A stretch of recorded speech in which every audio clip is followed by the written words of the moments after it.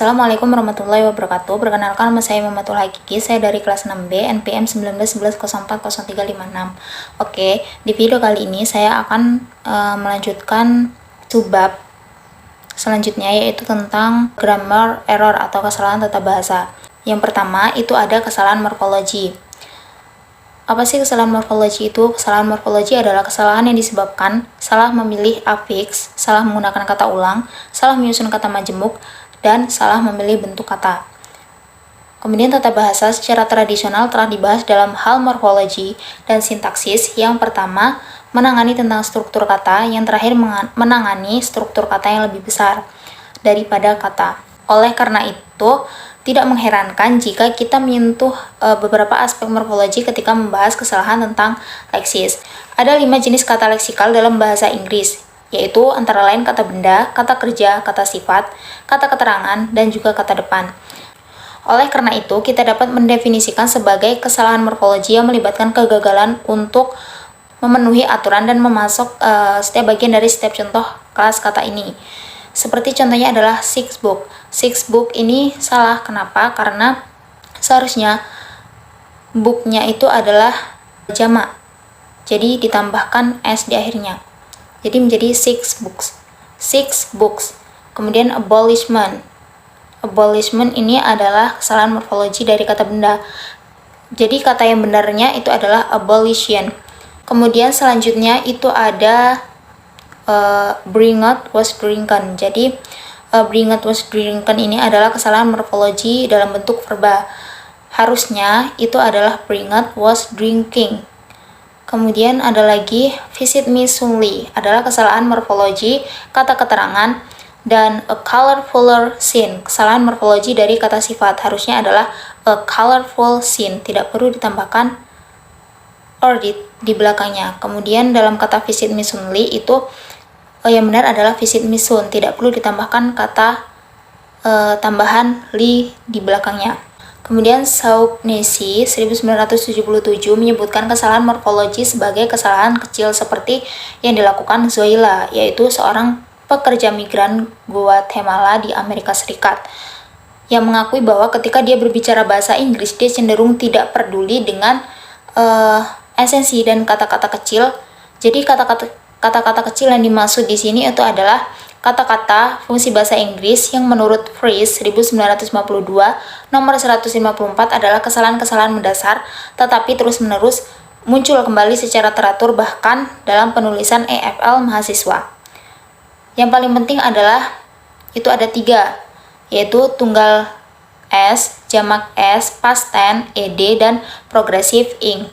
Kemudian untuk apostrof S tidak dimasukkan dalam daftar ini karena penggunaannya sangat jarang di antara penutur asli bahasa Inggris, menurut Garrett dan Austin 1993. Sebagai contohnya itu adalah orang ketiga tunggal S diberi sufiks pada kata kerja leksikal drinks dan pada kata bantu have, is, dan does. Telah dikemukakan oleh Bickerton 1971 dan Wainwright 1993 bahwa untuk pelajar bahasa Inggris L2 atau foreign language dengan MT Spanyol, masalahnya tidak begitu banyak gramatikal sebagai fonologis karena sufiks s ke kata kerja yang berakhiran konsonan menciptakan konsonan gugus akhir. Kemudian yang kedua itu ada kesalahan leksis.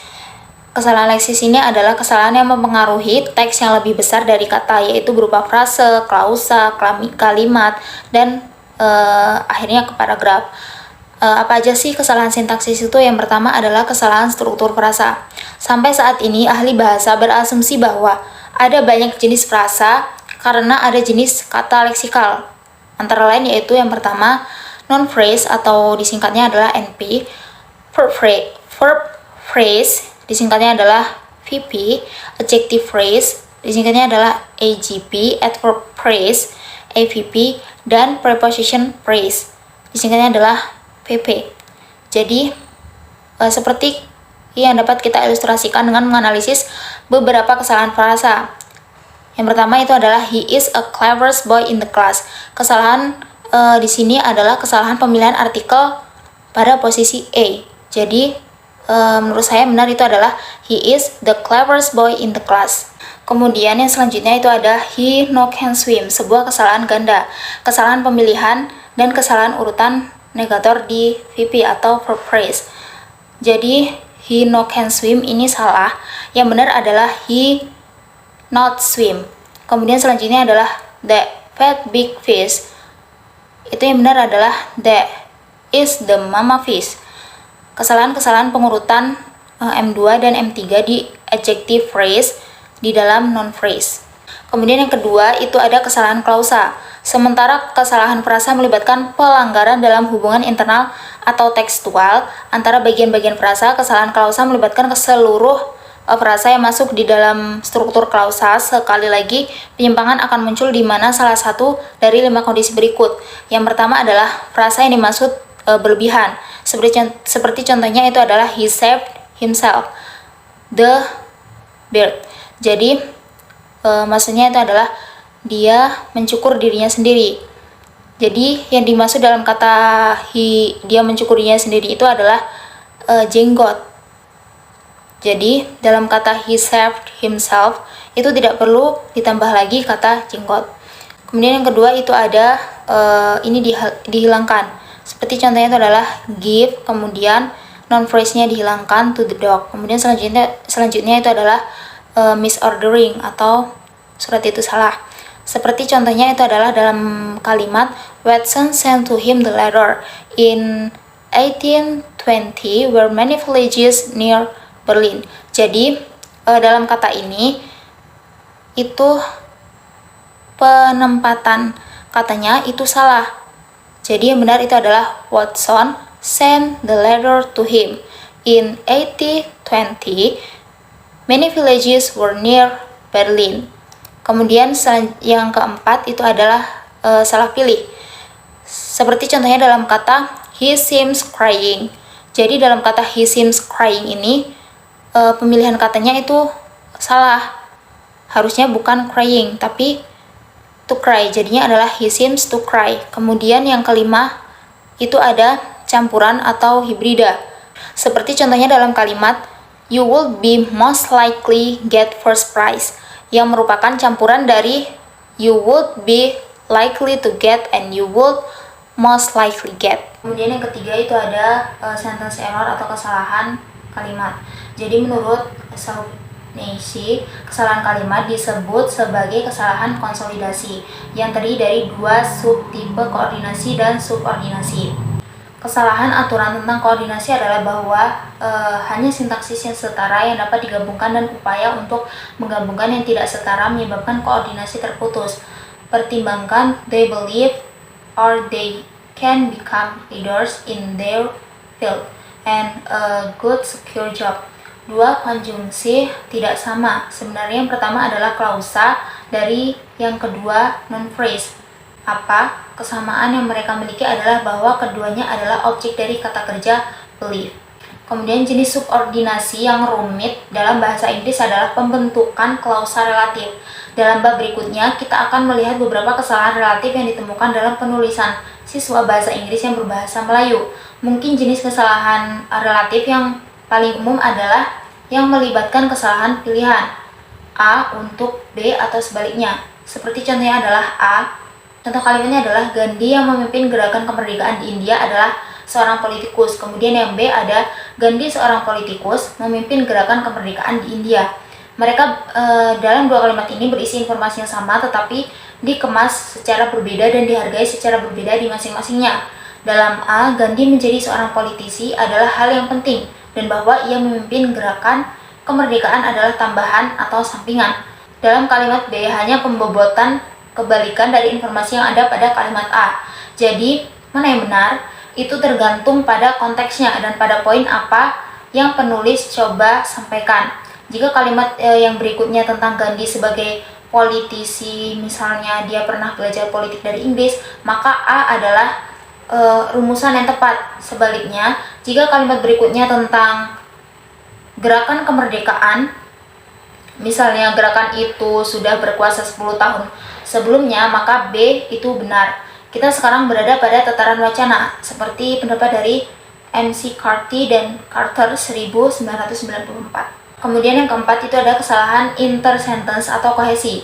Dalam karya klasik mereka tentang kohesi dalam bahasa Inggris, Halliday dan Hasan 1976 mengidentifikasi 5 jenis tautan kohesif yang beroperasi di bagian atas struktur teks: referensi, substitusi, elipsis, konjungsi, dan kohesi leksikal.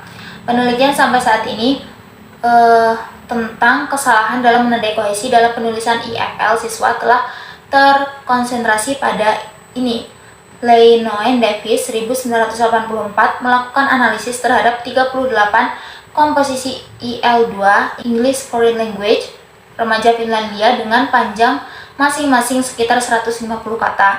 Dia menemukan bahwa para penulis ini sangat berhati-hati dalam menggunakan conjunctive type atau tipe konjunktif atau kata hubung, tipe di tempat lain yang disebut sebagai logical connectors.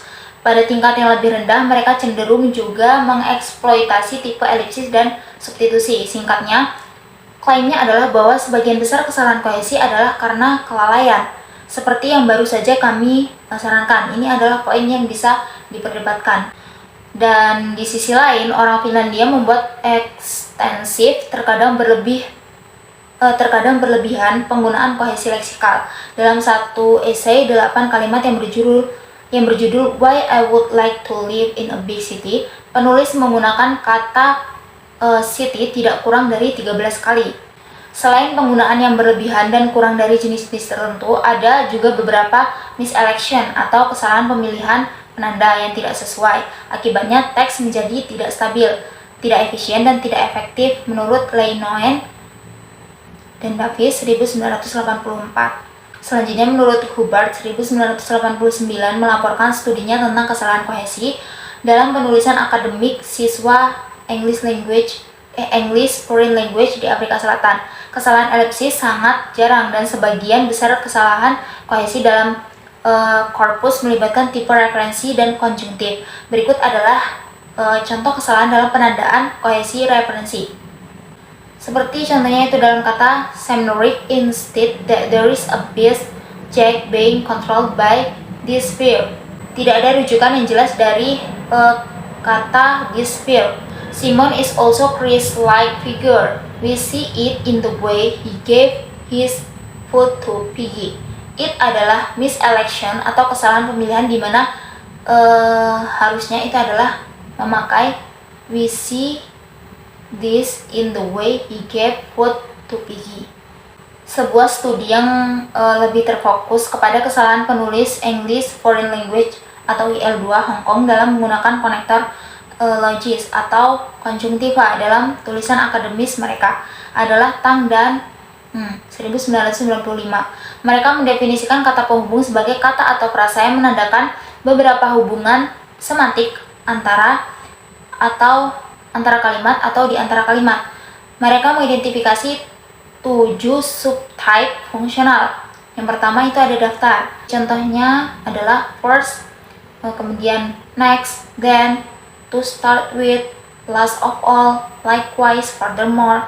Kemudian yang kedua itu ada summative. Seperti contohnya adalah in short, thus, therefore, overall, then. Kemudian yang ketiga itu ada appositive. Contohnya adalah such as, for example, that is to say, specifically. Kemudian yang keempat itu ada resultative. Seperti contohnya adalah because, accordingly, as a consequence, since, etc. Kemudian yang kelima itu ada impartial. Contoh katanya itu adalah otherwise, in that case, then, etc. Kemudian yang keenam itu ada contrastive.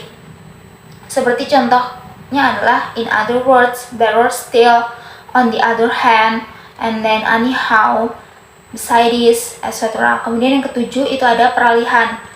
Contohnya itu adalah incidentally, meanwhile, finally, at first, etc.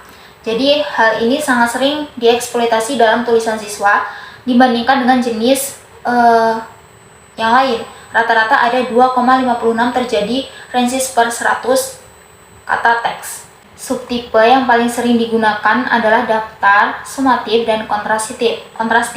Ini berarti penggunaan yang berlebihan atau overuse, terutama of and, yang fungsi koordinasinya digeneralisasikan. Pembelajar cenderung menggunakan konektor untuk support atau mendukung hubungan logis antara proposisi yang tidak ada dengan kata lain, mereka yang ditumpangkan. Ada beberapa underus atau subtife inferensial, transasional, dan sumatif yang kurang digunakan, di mana pembaca ditinggalkan oleh penulis dan diharapkan menemukan hubungan logis tanpa bantuan. Ada beberapa kesalahan pemilihan atau miselection, terutama tentang however, yang tampaknya dianggap hanya sebagai alternatif dari kata but. Juga besides disalahgunakan. Dengan cara ini, beberapa kesalahan penempatan atau misplacement juga terjadi. Beberapa kata penghubung ditempatkan pada awal kalimat. Oke, that's all explanation from me. Kurang lebihnya saya mohon maaf. Wassalamualaikum warahmatullahi wabarakatuh.